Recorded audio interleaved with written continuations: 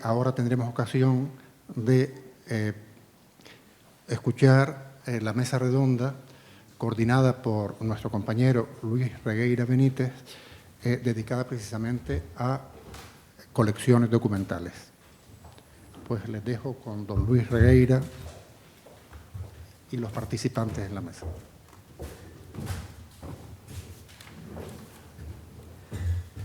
Hola, muchas gracias, Juan. Bueno, siguiendo el programa de las jornadas, empezamos una nueva mesa redonda que trataremos de centrar en las características de algunas colecciones documentales de especial valor patrimonial. Acabamos de escuchar una interesante comunicación sobre un fondo de carácter social conservado en un archivo histórico. Después conoceremos las colecciones que se conservan en las distintas dependencias del Cabildo de Gran Canaria y, por último, más tarde, vamos a oír una interesante comunicación sobre el patrimonio documental canario que se encuentra en colecciones externas. No queríamos dejar fuera determinados tipos de colecciones que tienen un valor especial en la conformación del patrimonio documental, como son, por un lado, los archivos pertenecientes o las colecciones pertenecientes a las distintas instituciones eclesiásticas y, por otro lado, archivos familiares e incluso nobiliarios. Por eso hemos invitado a María Teresa Maite Aldunate Ruano, responsable del archivo de la Catedral de Canarias, y a Pedro María Pinto San Cristóbal, encargado del archivo del Marquesado de Acialcázar. Maite Aldunate, bienvenida, es licenciada en Filosofía y Letras, especialidad en Historia del Arte, y además es especialista universitaria en archivística y experta en conservación preventiva en museos, exposiciones y monumentos, con formación complementaria en arte, museología y gestión del patrimonio. Es autora de numerosos informes histórico-artísticos sobre bienes muebles e inmuebles, especialmente pertenecientes a la Iglesia Católica, y ha formado parte de los equipos de redacción de varios proyectos museográficos como el Camarín de la Virgen del Pino en Teror o el Museo de Bellas Artes de Gran Canaria. Actualmente trabaja en el Museo Diocesano de Arte Sacro de Las Palmas de Gran Canaria, con funciones en el Archivo de la Catedral y en el Archivo de Música, que son en sí mismos dos conjuntos de primer orden en nuestro patrimonio documental. También, como nota adicional, diré que por su segundo apellido, Ruano, tiene un vínculo con don Vicente Ruano y Urquía, que fue presidente del Museo Canario. Pedro Pinto San Cristóbal, bienvenido, es licenciado en Derecho, con especialidad jurídico-empresarial, y forma parte del cuerpo jurídico militar, en el que ha ocupado diversos puestos en la asesoría jurídica de la Armada y en la jurisdicción militar. Actualmente es teniente coronel, auditor en la asesoría jurídica del aire y del espacio, es académico correspondiente de la Real Academia de Jurisprudencia y Legislación, y en lo que nos interesa, en el ámbito en el que nos encontramos hoy, pues hay que destacar que ha simultaneado su dedicación profesional con el cuidado, mantenimiento y apertura del archivo Acialcázar, así como la investigación genealógica y heráldica en el ámbito familiar. No quiero pasar por alto tampoco el hecho de que está vinculado también por su árbol genealógico con algunos de los fundadores del Museo Canario, particularmente, por ejemplo, Manuel Ponce de León y Falcón, y también su bisabuelo Francisco de Quintana y León fue presidente de esta casa en la década de 1920. En la visita que algunos de ustedes hicieron ayer al archivo de Acialcázar, Pedro Pinto adelantó algunos detalles sobre su historia y sus piezas más relevantes. Yo quiero aprovechar para pedirle disculpas porque, a causa de un fallo organizativo que asumo personalmente, la visita se hizo un poco más corta de lo que él tenía previsto y, sobre todo, se hizo mucho más corta de lo que a nosotros nos hubiera gustado. Así que, bueno, espero que ahora podamos conocer algunos detalles más que quedaron en el tintero. Bueno, sin más, si les parece, vamos a empezar a entrar en materia y le doy la palabra a Maite Erdunate. Gracias. Bueno, antes que nada, agradecer que hayan contado con el Archivo de la Catedral para estas primeras jornadas y contar conmigo especialmente. Agradecida. Bueno, el Archivo de la Catedral de Canarias es el archivo más antiguo del archipiélago canario. O sea, a través de él podemos estudiar la historia de Gran Canaria y de todo el archipiélago canario. O sea, para entrar en contexto, en 1478, conquista de Gran Canaria. Unos años después, en 1483, por orden del obispo Frías, el Cabildo Catedral de Sevilla manda que se redacten los primeros estatutos del Cabildo Catedral en Sevilla y llega el primer documento, digamos, el primer libro aquí con los estatutos de la catedral, un libro pequeñito con portada de piel que abre, está la Giralda de Sevilla a la izquierda, los estatutos de la catedral, y a partir de ese momento empieza a funcionar, digamos, una nueva institución aquí que va a ser el Cabildo Catedral de Canarias, y como institución va a generar documentación.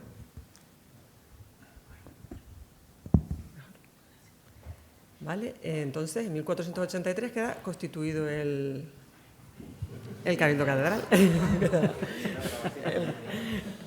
el Cabildo Catedral.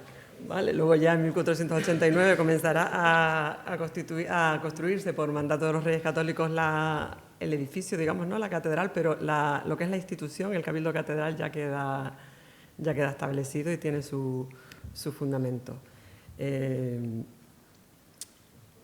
Vamos a ver, para no liarnos un poco, para no liarme yo. O sea, como Cabildo Catedral empieza a generar documentación en ese momento la institución, pero el archivo va a contar con documentación anterior a este momento, ¿vale? Porque en ese momento se crea el Obispado de Canarias, pero anterior a esta fecha el Obispado había estado en la isla de Lanzarote, en el Rubicón, ¿vale? En 1404. ¿Y qué es lo que pasa? Que cuando se traslada el Obispado desde Lanzarote aquí, a Gran Canaria, la documentación que estaba en Lanzarote, la bula de traslado y demás, también vienen aquí, o sea, se guardan en nuestro archivo.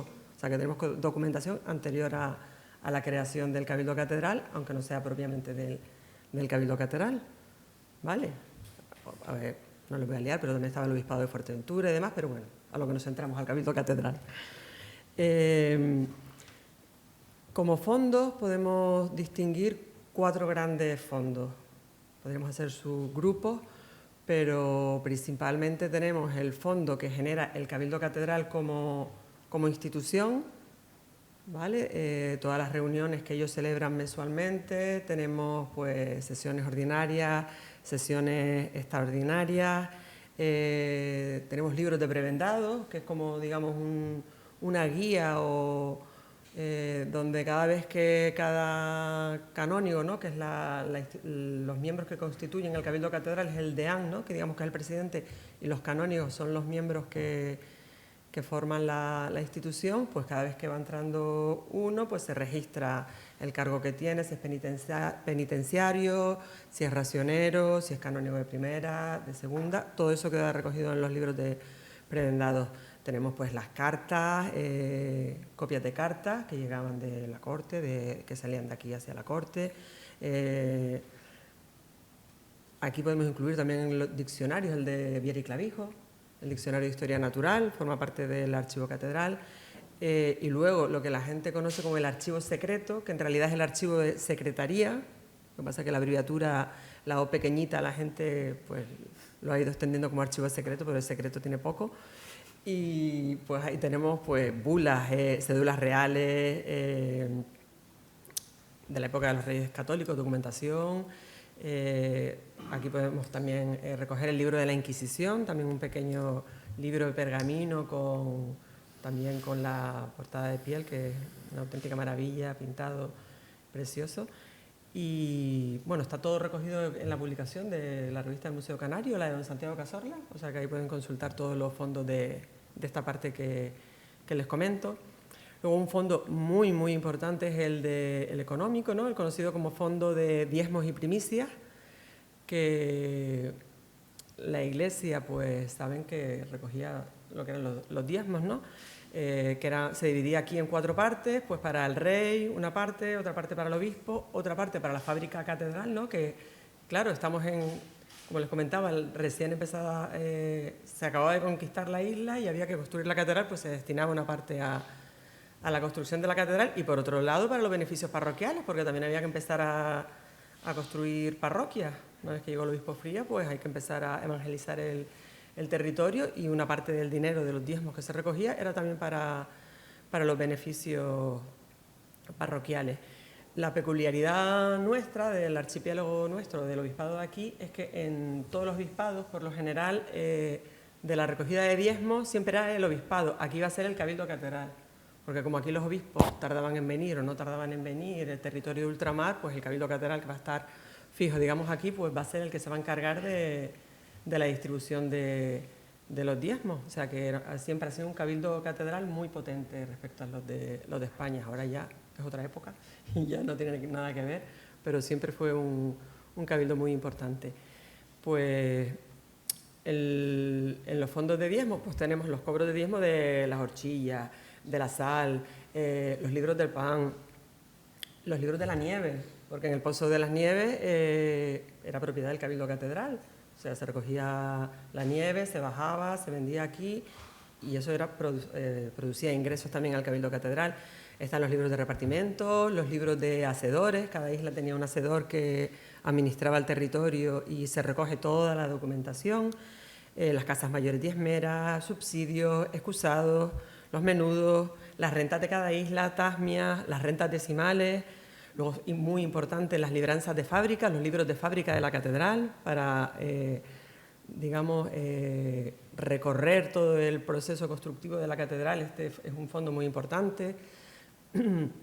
Destaca también la Agenda de Cádiz, que es un libro muy consultado, sobre todo por la gente del mundo del arte, porque la gente de Cádiz era un personaje que tenía, digamos, el Cabildo Catedral en Cádiz, pues para todas las gestiones que había que hacer. Porque no es como ahora que llamas por teléfono, te escribías y tenías un señor que tenías que comprar plata, pues tenías que acudir a la gente de Cádiz. Que la reina mandaba una carta, la gente de Cádiz era como el intermediario de la época, y ahí se recoge pues muchísima información de la época también.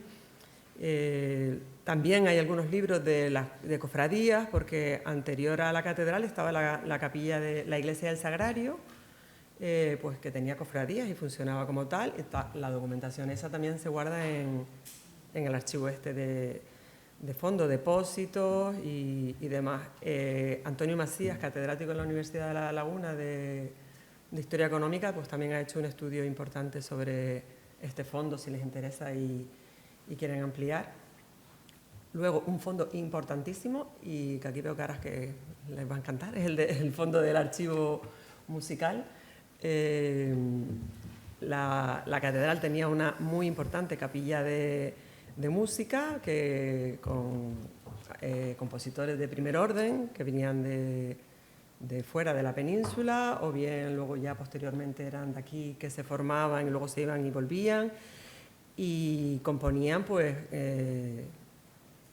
obras pues para la liturgia, para festividades importantes, para el Corpus, para Santa Ana. Y desde 1514 pues las actas recogen toda la información. Anterior no hay nada sobre toda esta capilla de música. Tenemos compositores importantísimos como Diego Durón, Joaquín García, Francisco Guerrero, Lentini ya más moderno, Camille Saint-Saëns, o sea, infinidad de autores que a día de hoy siguen vivos, porque se siguen investigando, se siguen interpretando, con lo cual yo considero que es de los fondos más vivos que tenemos. Hace poco hubo un concierto en la catedral y la verdad es como que nos trasladó a la época, gracias a Isabel Saavedra, y la verdad que fue una maravilla. O sea, que considero que es un fondo que sigue muy vivo y que produce muchísimas tesis doctorales sobre la cuerda frotada, sobre infinidad de temas. Está Dulce también, que está todo el día inmersa en ese campo. O sea, que para mí es de los fondos más vivos que tenemos. Y luego, por último y no menos importante, es el fondo de archivos y planos de la catedral, que está también pues recogido toda la fase constructiva de la catedral, proyectos que se hicieron, que se llevaron a cabo, otros que quisieron que se hiciese y no se llevaron a cabo, pero están recogidos, la iglesia del Sagrario que no se concluyó, pero que está en los planos. Marco Dorta tiene una publicación sobre los planos de la catedral, que también si les interesa. Hay dibujos también sobre elementos decorativos, retablos, puertas que se quisieron hacer y no se hicieron, sobre iglesias que quisieron copiarse de la catedral o en partes de la catedral y que no se llevaron a cabo. Y tenemos planos, pues eso, de Luján Pérez, algunas notas de Diego Nicolás Eduardo, de Manuel Dorá. Los principales están aquí, otros están en Madrid, en el Archivo Histórico Nacional, pero bueno, que para una investigación profunda pueden también recurrir a nuestro archivo. Y yo creo que en líneas generales he hecho un recorrido sobre los 4 fondos más importantes. Ya le digo, podemos hacer subfondos, pero ya los vuelvo locos, para que se haga una idea un poco general. Y yo, como peculiaridad, que no sé si lo comenté al principio, es que este fondo, nuestros fondos han sufrido pocos expurgos, ¿no? Los archivos, por lo general, cada cierto tiempo, pues, sobre todo el provincial o los que proceden de administraciones públicas, pues pasa por un proceso de expurgo y se limpia lo que digamos que no tiene sentido que siga existiendo. El nuestro pocos expurgos ha tenido porque todo es útil, por lo cual es un fondo muy rico, y el único expurgo, digamos, importante que tuvimos fue cuando el ataque de los piratas, o sea, que vinieron y quemaron lo que quisieron, y por eso las actas más antiguas de 1504 a lo mejor no se conservan, las más antiguas son de 1514, 20 y algo, pero del resto prácticamente se conserva todo. Es un fondo inmenso, que bueno, que le quedan muchas líneas de investigación, así que si se animan ya saben. Yo creo que con esto, ¿no? Más o menos se han hecho una idea. Si quieren preguntar cualquier cosa o después, o si quieren algún inciso, muchas gracias. Lo que quieran. Gracias, Maite.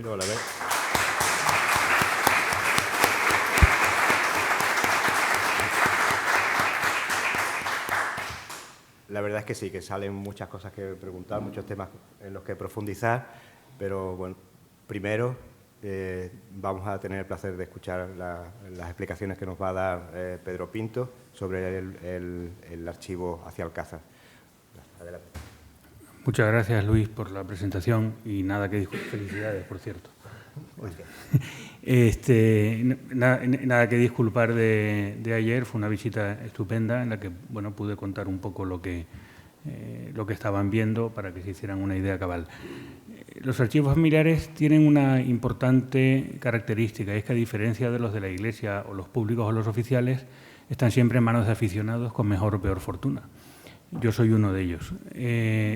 Frente a ese currículum de cualificación apabullante que tiene Maite Aldunate, pues yo, como bien dice en mi presentación, soy un aficionado que simultanea su carrera profesional con el cuidado del archivo que le ha caído en suerte. Sí tengo una peculiar fijación por establecer quién es el fundador del archivo. Lo digo porque históricamente ha quedado configurado el archivo, y ya no se puede luchar contra esa corriente, como archivo del Marqués hacia Alcázar o archivo hacia Alcázar a secas.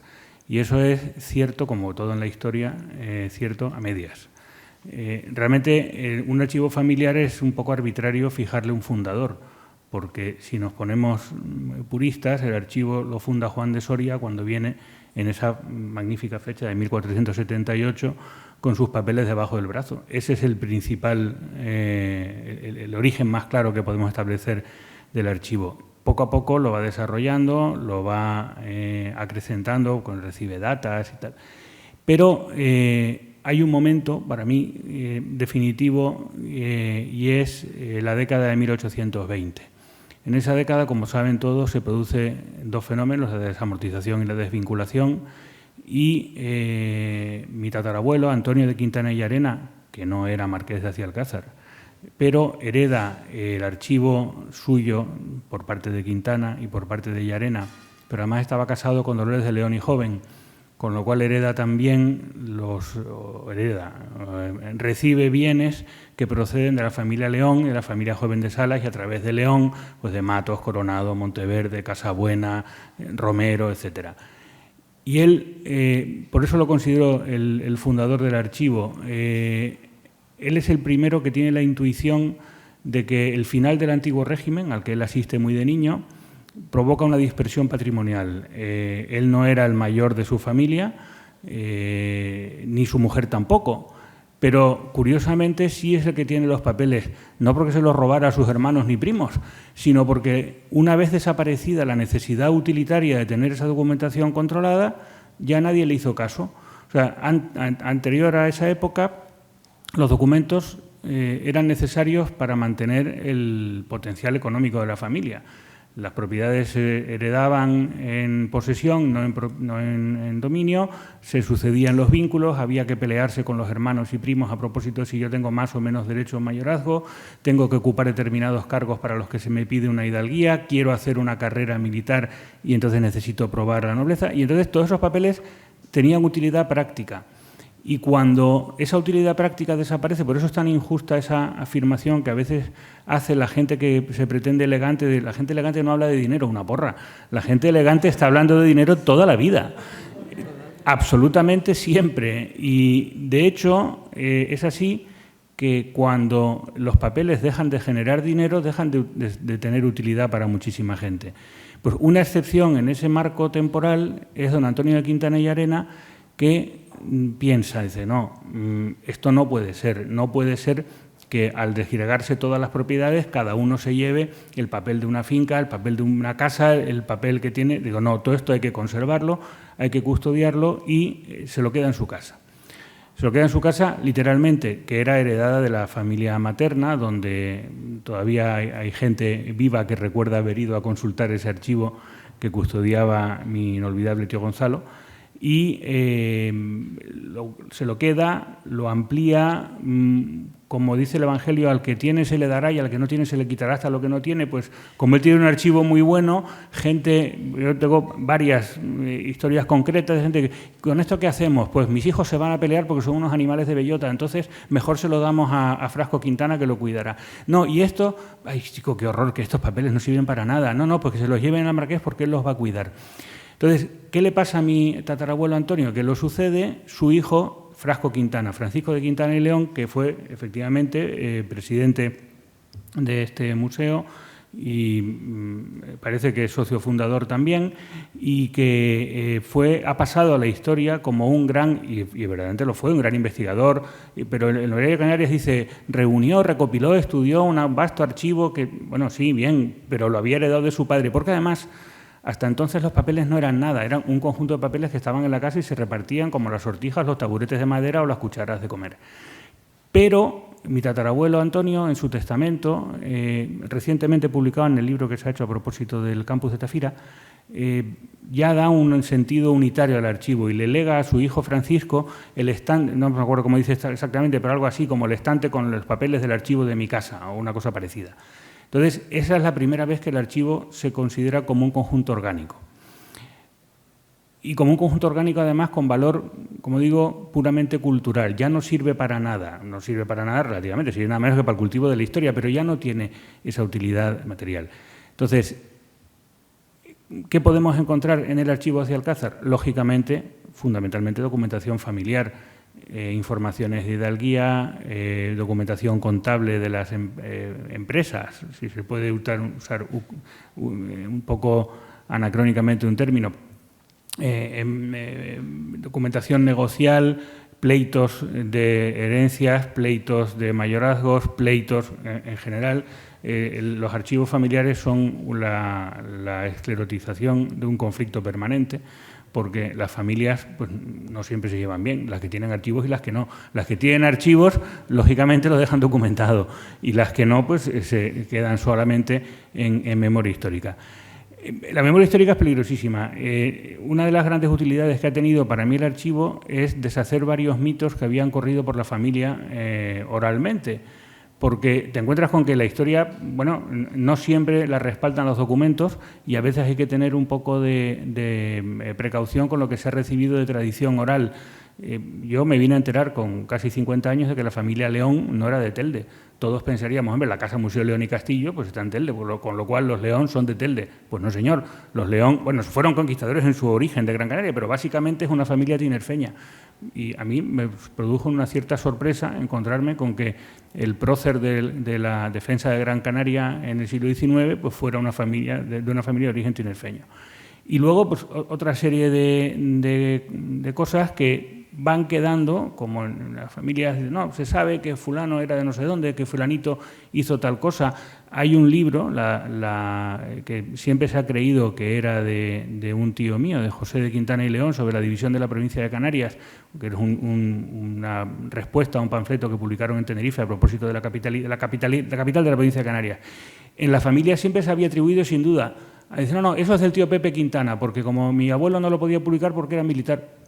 Ah, bueno, vale, ¿y eso era así? Pues no, efectivamente no está publicado por Pepe porque Frasco no lo pudiera publicar, es que lo escribió él y está documentado que lo escribió él. Con lo cual hay que deshacer un poco los mitos y la documentación casi siempre respalda lo que queremos decir, pero hay que tener también cierta desconfianza de los papeles porque igual que nosotros podemos mentir en un papel, pues la gente del siglo XVII, XVII y XVIII también hacía lo mismo, no eran de mejor calidad que nosotros.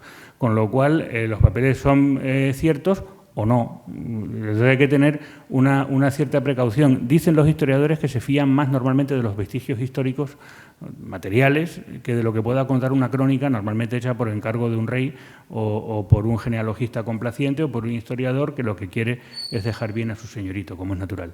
Entonces, nosotros tenemos documentación familiar y luego hay unas carpetas de varios. Hay una que se titula literalmente varios y hay otras del obispado, que hay documentación de los siglos XV al XX, hay alguna cosa relativa a la Inquisición, no demasiado, hay cosas sobre política decimonónica, la capital de la provincia, división provincial, hay determinadas abastos, bienes de propios, comunales, porque, como ha ido organizándose esa documentación de modo un poco por aluvión, pues lo que no cabía en una familia, no cabe en una familia que es muy relativo, porque ¿qué hacemos con un documento como, por ejemplo, el Padrón de Terror? El Padrón de Terror de 1595, ¿dónde lo encontramos? En el Legajo Quintana. Nadie se le ocurriría buscarlo en el Legajo Quintana porque lo hizo un cura que se llamaba Rivero. Ya, y además lo buscarías en el obispado, ¿no? Pues no, señor, en el Legajo Quintana, porque ese cura Rivero también es antecesor de la familia Quintana. Entonces, de manera un tanto caprichosamente, está en el Legajo Quintana 9. Entonces, si sabes que está ahí, lo puedes encontrar. Si no, pues quizás puede ser más difícil. Y como yo tengo manías de opositor, me habían encargado que fueran 10 minutos, son 9:59 y termino. No hay problema,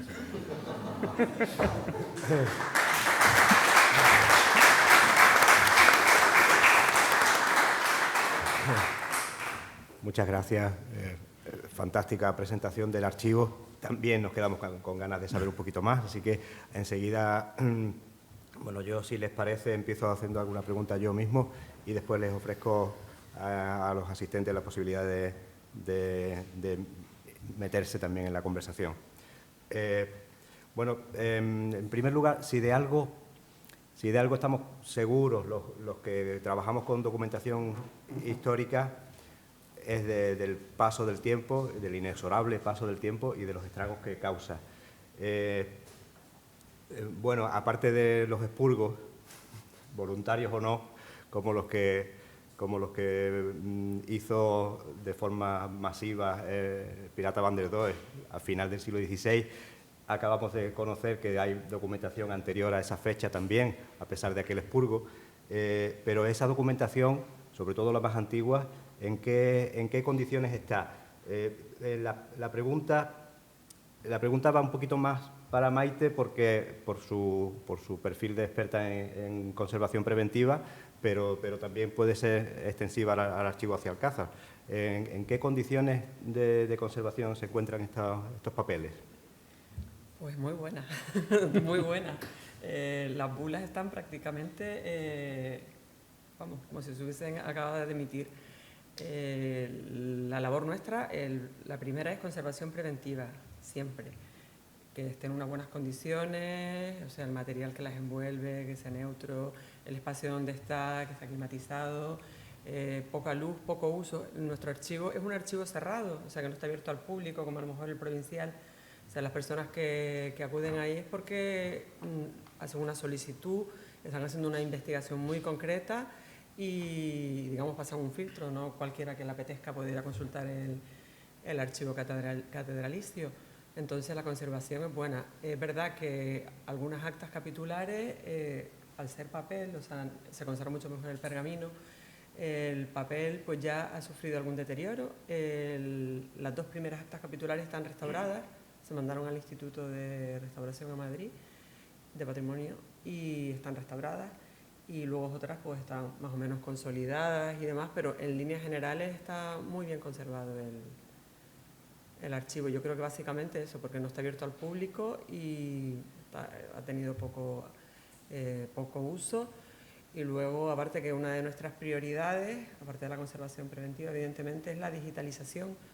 El archivo de música está completamente digitalizado, o sea, ya los usuarios van y acceden a un ordenador, o sea, las partituras no se tocan, y se han comenzado a consolidar algunas que estaban en mal estado, y los fondos documentales económicos y demás, pues están bastante bien también. Yo digo, están en compacto, o sea, tienen las condiciones necesarias para que la documentación se prolongue en el tiempo todo lo que se pueda. Gracias. ¿Algo que añadir, Pedro? No, nada, hombre, con la digitalización desde luego es una gran idea y bueno, pues siempre de cuando en cuando surge alguien y dice, hombre, habría que digitalizar, habría que procurar conservar. Bueno, de momento la conservación en las condiciones actuales ha dado un resultado durante 5 siglos. Entonces, se cuida, que no le caiga, por supuesto, humedad, que esté bien cerrado. Creo que está mejor en cuanto a humedad, más lejos del mar de lo que estaba en los primeros años, pero bueno, de resto, pues la conservación es fundamentalmente preventiva, que no tenga bichos. Mi padre tenía una manía, bueno, muchas, pero una manía era que en el archivo no hubiera ningún mueble que no fuera de tea, para que no hubiera bichos que pudieran incomodarle. Pero bueno, quitando eso, pues tiene esa forma de conservación un poco pasiva, o sea, evitar agresiones fundamentalmente. Y el nuestro, a diferencia del Catedral, pues sí está abierto al público. Lo que pasa es que el público que le gusta acudir a archivos familiares para la consulta es afortunadamente minoritario, como todos los selectos de este mundo. O sea, las cosas bonitas en general pues no le gustan al 97,5% de la población. Y entonces solamente gente que le gusta la documentación, peligrosamente, porque a veces hay gente que le gusta demasiado y hay que estar atentos. Pero en general, cualquiera que va al archivo es una persona que aprecia los documentos, que tiene delicadeza en el trato, que los maneja bien, que los maneja con cuidado, y como además es poca, o sea, yo, claro, si tuviera una cola de gente terminando en la catedral queriendo visitar el archivo, a lo mejor tendría que tomar alguna prevención, pero de momento viene muy poca gente, muy exquisita y muy cuidadosa, entonces yo no percibo un gran peligro para la conservación del archivo. Muchas gracias. La intervención de los dos me da pie a profundizar un poquito en el acceso a esa documentación, porque Maite nos ha comentado que el archivo no está abierto, digamos, como una biblioteca pública, y Pedro nos ha dicho que su archivo familiar está a disposición de quien lo necesite. Creo que en eso más o menos van a coincidir. Hay un punto de conexión quizás entre los dos tipos de archivos de los que estamos hablando aquí ahora, y es que tanto las instituciones eclesiásticas como las instituciones familiares, digamos, la nobleza o la aristocracia, sin necesidad de remontarnos al antiguo régimen, han tenido una importancia fundamental en muchos aspectos de la vida social, económica, política, etcétera. Y al mismo tiempo son dos tipos de instituciones que han tenido tradicionalmente un poco de recelo a abrir su documentación al uso público. Creo que eso ha cambiado, creo que el archivo hacia Alcázar es un ejemplo de que ha cambiado.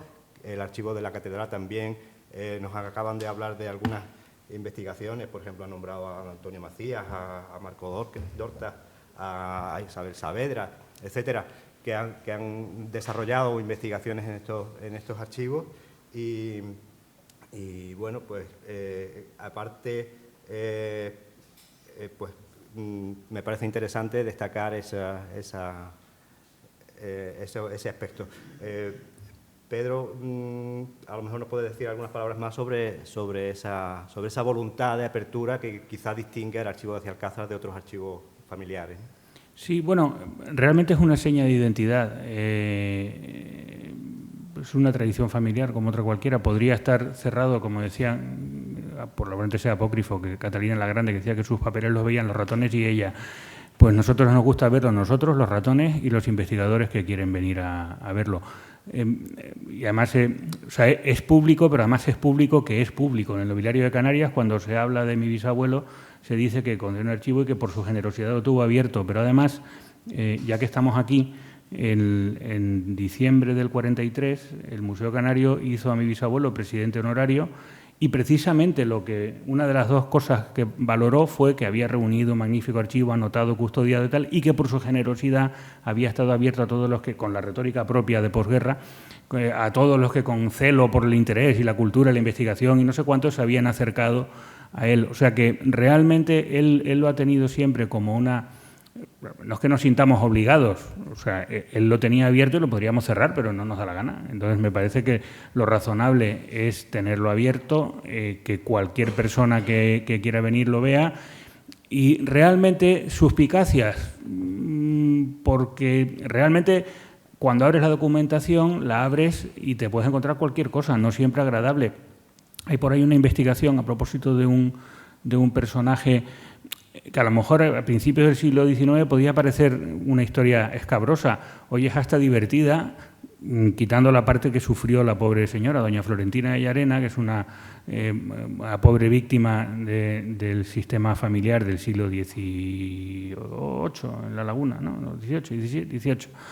Esta señora tiene 13 años, la casan con un tío carnal que tiene 40 y tantos, naturalmente él es infiel, claro, porque el tío además debía de ser un personaje, acaba recluida en un convento por su abuelo y acusada de brujería con unas pócimas.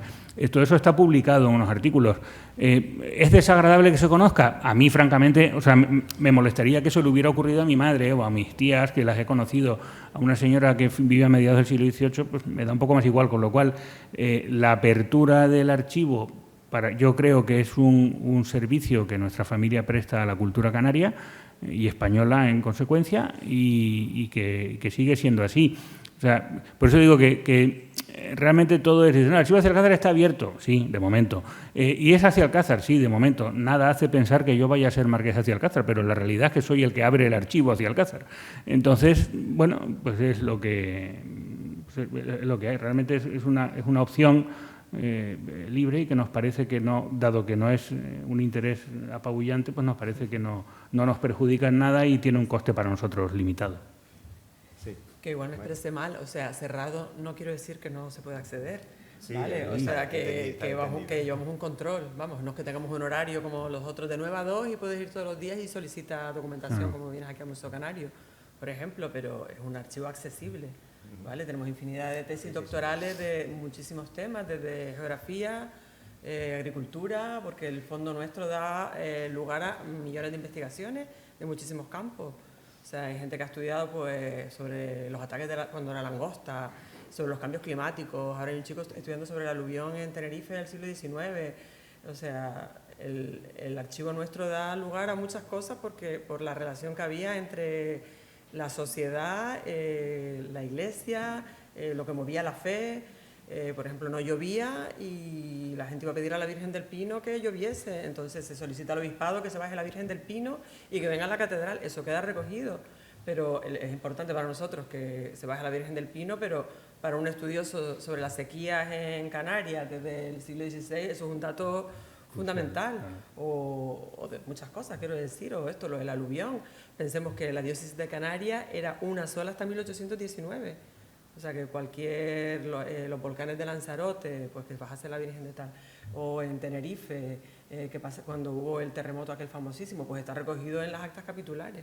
O sea, que nuestro fondo da lugar a un campo muy, muy amplio de investigación, muchos detalles. O sea, que lo de cerrado es entre comillas, ¿vale? Sí, se entendió. Sí, no, realmente no es tan distinto porque nosotros tampoco tenemos un horario de apertura. Llama a alguien, oye, queríamos ir, pues tal día y tal, se organiza. O sea, que realmente el concepto es el mismo. O sea, es cerrado mano en tropo o abierto mano en tropo. Exacto, en cualquier caso, disponible para los investigadores. Y bueno, yo quería preguntar también por las investigaciones que están en curso, pero ya bueno, nos han dado algunas pinceladas. Pues nada, esta mesa se levanta. Muchas gracias.